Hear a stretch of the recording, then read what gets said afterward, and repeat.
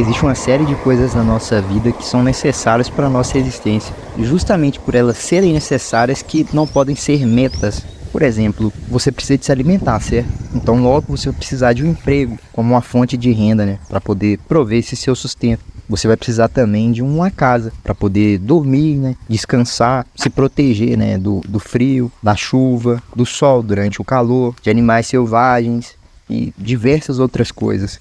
Mas aquilo que é necessário para a sua subsistência não pode ser o objetivo da sua existência. Porque o objetivo ele tem que estar acima disso, entendeu? Ele tem que transcender tudo isso. Então a meta da vida humana, ela não pode ser de ordem exclusivamente material, econômica e social. Porque a partir do momento que você coloca essas coisas como meta da sua existência, você anula o real sentido que possa ter entre você e o sentido da existência humana. Quando você estuda os filósofos socráticos, você entende que o homem ele é o animal criado para descobrir o que está além dele. Em essência, o projeto socrático é aquilo que definiu Pitágoras a filosofia como sendo o amor pela sabedoria. Então, se a filosofia ela é o amor pela sabedoria, a primeira coisa que isso implica é que a sabedoria ela exista. Ou seja, a sabedoria não é algo que está em nós, né? Não é algo que nós fazemos, mas que de algum modo encontramos. Então, a notícia que o homem tem da sabedoria é que ela é um objetivo desejável, é algo que existe fora e acima do homem. Ela representa um tipo de consciência que não está em nós, mas que de algum modo podemos alcançá-la. Mas então, se a sabedoria ela existe fora de nós, então como que a gente percebe ela? No século XIX, Hertz ele fez uma descoberta fascinante, quando ele relaciona luz e eletricidade. Hertz eu acredito que todos vocês conheçam, né? Quando você liga ali o notebook, o computador, você vai ver lá escrito lá, né? Megahertz. É esse mesmo indivíduo. Ele disse que essas coisas elas não podem ser observadas pelos sentidos, que nós só a captamos por certas relações matemáticas. Medimos umas coisas aqui, outras ali, e daí vimos que tem uma equação ali no meio. Essa equação ela não é visível com os sentidos, ela é aparentemente até negada, mas no entanto ela está lá, e está como uma coisa que é até mais inteligente do que aquele que a criou, no caso é o Hertz, né? Então essa relação entre luz e eletricidade mostra que havia um conhecimento profundo já existente, muito antes de que Hertz descobrisse. Uma equação que mostra uma unidade entre fenômenos distintos dentro da natureza é exemplo de como pode existir uma sabedoria fora do homem. Então, a sabedoria ela é compreendida não como uma criação do homem ou uma criação cultural. Ela se manifesta de uma forma mais profunda, sabe? Primeiro, ela é um conjunto de conhecimentos, mas não é um conjunto de conhecimentos inertes, né? Que esteja registrado de maneira morta, porque aquilo é também a presença de uma inteligência, porque como disse Hertz, né? No exemplo que eu citei, ele disse que é uma equação que é mais inteligente do que aquele que descobriu. Então isso significa que Hertz ele teve que ficar mais inteligente para poder chegar ao grau de sutileza daquela equação.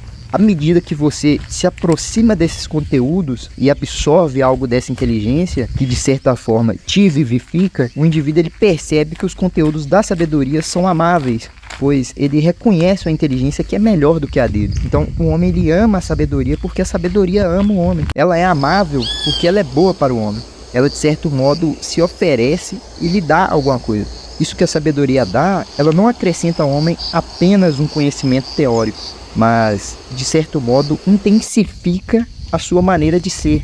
Portanto, à medida que você absorve os conteúdos da sabedoria, de certa forma, ela te centraliza em torno da sua inteligência, da sua capacidade de conhecer.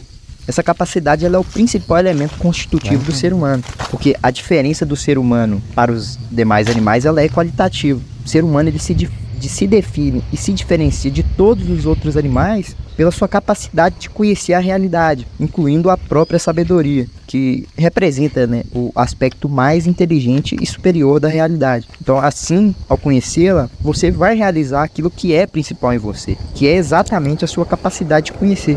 Então, o homem ele é criado para realizar o seu destino nessa esfera. Ninguém tem o direito de não querer isso. Porque se a verdadeira natureza instintiva do ser humano é a sua capacidade de conhecer, é só nela que o ser humano se realiza.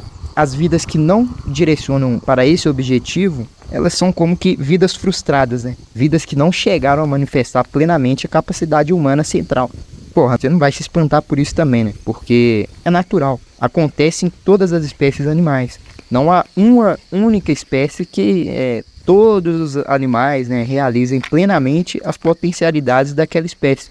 O exemplo mais característico que eu posso citar aqui são os girinos. De 5 milhões de girinos, 2 ou 3 se transformam em sapos. Os outros ficaram como protossapos, né? Não chegaram a ser sapos, mas não deixaram de ser sapos. Então, se o foco da vida de alguém está voltado para aspectos materiais, econômicos, né, sociais, essa pessoa ela pode vir a público e declarar ali que ela deseja ser um poeta, um escritor, um pintor.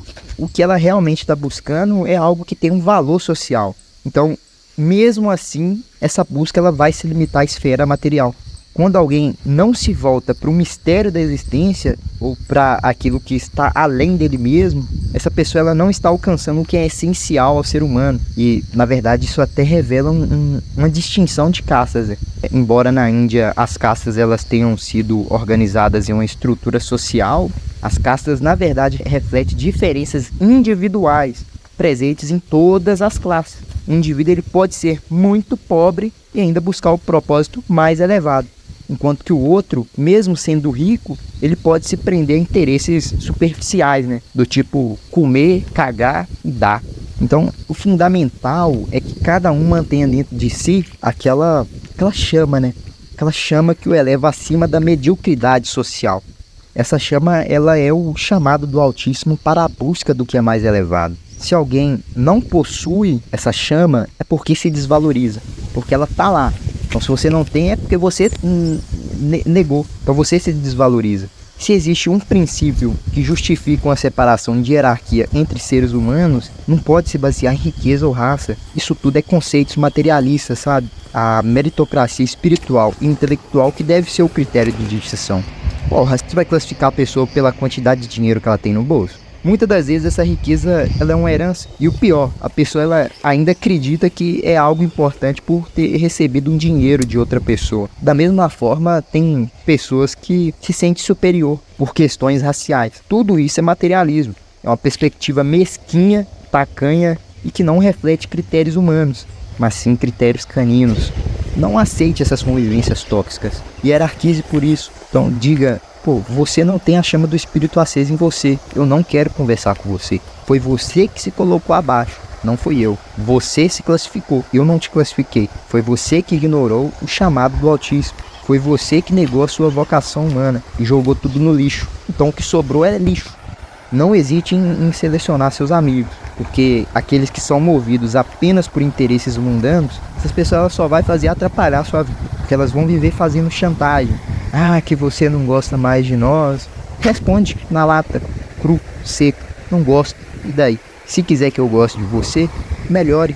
Assuma a dignidade intelectual e espiritual que o Altíssimo lhe concedeu, não despreze o que é superior a você e assim não será desprezado.